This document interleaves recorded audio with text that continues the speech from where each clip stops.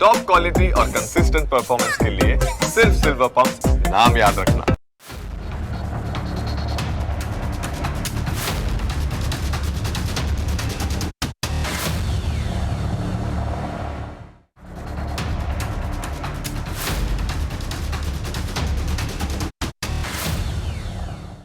આપણા મહાન ભારતને 2047 સુધીમાં ગજવાએ હિન્દ બનાવવા માટે સતત કાવતરા રચવામાં આવી રહ્યા છે.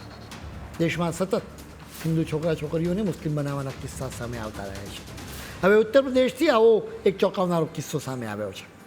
ઉત્તર પ્રદેશના શામલીમાં એક કરોડપતિ હિન્દુ છોકરાને મુસ્લિમ બનાવવાનો કિસ્સો સામે આવ્યો છે. અહીં બે બદ ઇરાદાઓ પાર પાડવામાં આવ્યા. પહેલો બદ ઇરાદો એ કે છળકપટ અને ધમકીથી તેને મુસ્લિમ બનાવી દેવા. બીજો બદ ઇરાદો એ હતો કે તેની કરોડો રૂપિયાની સંપત્તિ પચાવી પાડવાનો. અહીં જે મૂળ હિન્દુ છોકરાની વાત થઈ રહી છે એનું નામ આયુષ મલિક છે. તેના પિતાનું નામ દેવરાજ મલિક છે. દેવરાજ દવાઓના વેપારી છે. તેમના શામલી શહેરમાં 2 શોરૂમ પણ છે. એ સિવાય પણ તેમની પાસે કરોડો રૂપિયાની મિલકત છે. હવે આ ધર્મ પરિવર્તનની શરૂઆત કેવી રીતે થઈ એની અમે તમને વિગતે વાત કરીશું. વર્ષ 2018માં આયુષના ખભામાં ઈજા થઈ. ઓર્થોપેડિક સર્જને તેને ફિઝિયોથેરાપી લેવાની સલાહ આપી.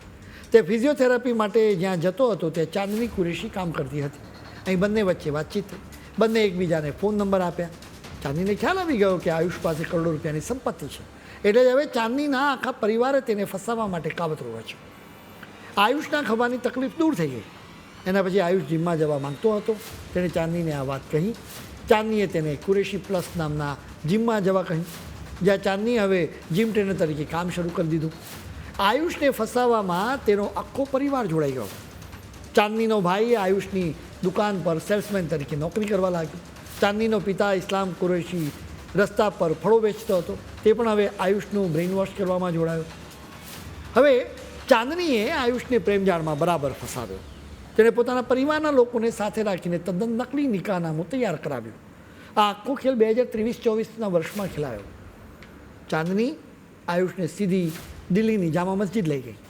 અહીં જ નકલી નિકાહનામું તૈયાર કરાવવામાં આવ્યું, જેના પછી ઇસ્લામ ધર્મ અંગીકાર કરવા માટે આયુષ પર ભારે દબાણ કરવામાં આવ્યું.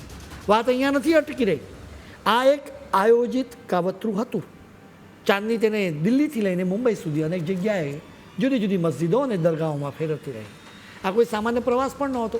આ એક બહુ મોટા પાયે આચરેલું બ્રેઇન વોશિંગ હતું.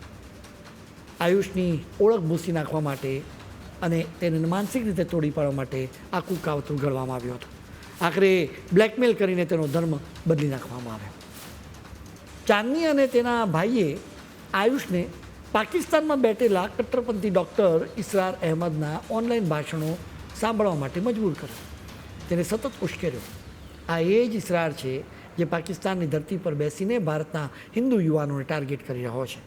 અહીંયા ધર્માંતરણનું બહુ મોટું નેટવર્ક ચલાવી રહ્યો છે. આયુષ એ ઇસરારના ભાષણો સાંભળતો હતો. આ બ્રેઇન વોશિંગ કયા સ્તરનું છે એ સાંભળીને તમારા રૂવાળા પણ ઊભા થઈ જશે.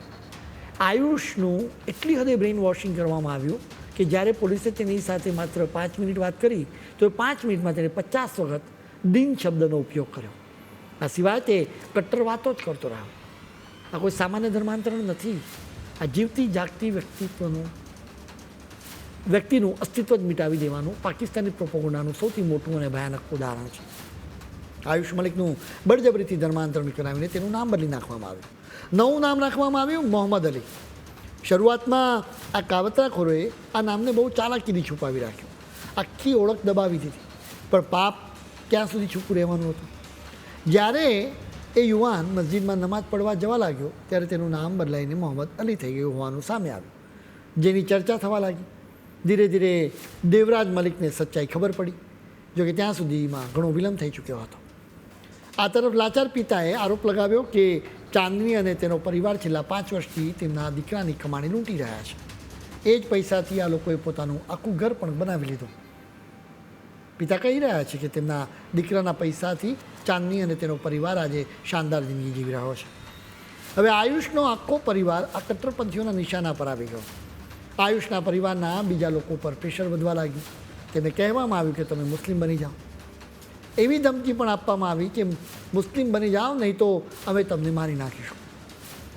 આખરે મામલો સામે આવ્યા બાદ દેવરાજ મલિકે પોલીસ ફરિયાદ નોંધાવી. હવે પોલીસે ચાંદની કુરેશી અને તેના પિતાની ધરપકડ કરી. બીજા આરોપીઓની શોધ કરવામાં આવી રહી છે. આયુષનું એ હદે બ્રેઇન વોશ થયું છે કે તે આજની તારીખે પણ ચાંદીનો બચાવ જ કરી રહ્યો છે. આ માત્ર અપવાદરૂપ ઘટના નથી, બલકે એ બતાવે છે કે કટ્ટરપંથીઓ હિન્દુ છોકરીઓ સિવાય હિન્દુ છોકરાઓને પણ ટાર્ગેટ કરી રહ્યા છે. રાજસ્થાનનો એક કિસ્સો જોતા લાગે છે કે કટ્ટરપંથીઓથી બચવા માટે હવે વધુ કાળજી પણ રાખવી પડશે. આ કિસ્સો ખરેખર મહિલાઓ માટે ચેતવણીરૂપ છે. તમે કપડાં ખરીદવા કોઈ દુકાન કે શોરૂમમાં જાઓ ત્યારે ટ્રાયલ લેતા હશો, જેથી તમને ખ્યાલ આવે કે માપ બરાબર છે કે નહીં. જો કે આ ટ્રાયલ રૂમની લીધે ક્યાંક ટ્રાયલ શરૂ થઈ શકે છે. અંગ્રેજીમાં ટ્રાયલનો એક અર્થ મુશ્કેલી અને આફત પણ છે. રાજસ્થાનના જુજનુમાં એક શરમજનક કરતૂત સામે આવે છે.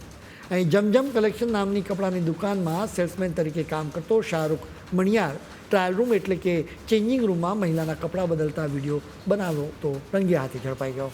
શનિવારે એટલે કે 6 જૂને એક મહિલા પોતાના પરિવાર સાથે આ દુકાન આવી હતી.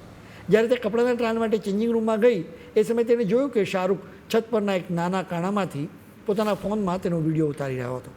આ મહિલાએ તેના પતિને વાત કરી. બાદમાં તેના પતિએ શાહરૂખને પકડ્યો ત્યારે તે ફોન પર ટ્રાયલ રૂમનો વિડીયો જોતા રંગે હાથ પકડાયો. જ્યારે પાપ છાપરે ચડીને પોકાર્યું ત્યારે આ લોકોએ પીડિતાને ડરાવવાનો પ્રયાસ કર્યો અને પૈસાની ઓફર પણ કરી. પણ એ મહિલાએ સીધી પોલીસને બોલાવી આખા રેકર્ડનો પર્દાફાશ કરી નાખ્યો. પોલીસે જ્યારે આ નરાધમનો ફોન ફંફોસ્યો ને ત્યારે જે સત્ય બહાર આવ્યું તે ખૂબ જ ચોંકાવનારું છે. છેલ્લા માત્ર 3 દિવસની અંદર આ વિકૃત માણસે 10 અત્યંત અશ્લીલ ફોટા અને 3 લાંબા વિડીયો રેકોર્ડ કર્યા. હવે વિચાર કરો કેટલી નિર્દોષ મહિલાઓ આ શિકાર બની હશે. શરમની વાત તો એ છે કે આમાં માત્ર આ સેલ્સમેન એકલો નથી. તપાસમાં ખુલાસો થયો છે કે દુકાનનો માલિક અને અન્ય કર્મચારીઓ પણ કાળા કારોબારમાં સામેલ હતા. ખરેખર મહિલાઓ માટે આ ચેતવણીરૂપ કિસ્સો છે. હવે અમે કપડાની દુકાનના બીજા એક કિસ્સા વિશે વાત કરીશું. જો કે આ ખૂબ રમૂજી કિસ્સો છે. પશ્ચિમ બંગાળના હાવડા જિલ્લાની આ વિચિત્ર ઘટના છે, જેનો વિડીયો અત્યારે સોશિયલ મીડિયા પર જોરદાર વાયરલ થઈ રહ્યો છે. તૃણમૂલ કોંગ્રેસના નેતા બ્રહ્માનંદ ચક્રવર્તીની વિરુદ્ધ સ્થાનિક લોકોએ ફરિયાદ લખાવી. તેમના પર આરોપ છે કે તેઓ સરકારી યોજનાઓનો લાભ આપવાના બદલામાં લાંચ માગતા હતા. એટલું નહીં, લોકો પાસેથી બળજબરીથી રૂપિયા પણ ઉઘરાવતા હતા. એ સિવાય તેમની સામે 2021ની પશ્ચિમ બંગાળ વિધાનસભા ચૂંટણી પછી થયેલી રાજકીય હિંસાના પણ કેટલાક જૂના કેસ નોંધાયેલા છે. પોલીસની એક ટીમ બ્રહ્માનંદની ધરપકડ કરવા માટે નીકળી પડી. બ્રહ્માનંદને એની ખબર પડી. તેઓ કપડાની એક દુકાનમાં સાડીઓના ઢગલા નીચે છુપાઈ ગયા. પોલીસ આ દુકાન પર પહોંચી. તેમને સાડીઓનો ઢગલો જોઈને શંકાસ્પદ લાગ્યું. તેમણે સાડીઓ હટાવી તો અંદરથી બ્રહ્માનંદ નીકળ્યા. પોલીસે તેમની અત્યારે તો ધરપકડ કરી લીધી છે. પશ્ચિમ બંગાળમાં મમતા બેનર્જીની સરકારનું પતન થયું છે ત્યારથી તૃણમૂલ કોંગ્રેસના મોટાભાગના નેતાઓની હાલત બ્રહ્માનંદ જેવી થઈ છે. તેમણે છુપાઈ જવું પડ્યું છે. અસ્તિત્વ બચાવવા માટેની લડાઈ લડવી પડી રહી છે.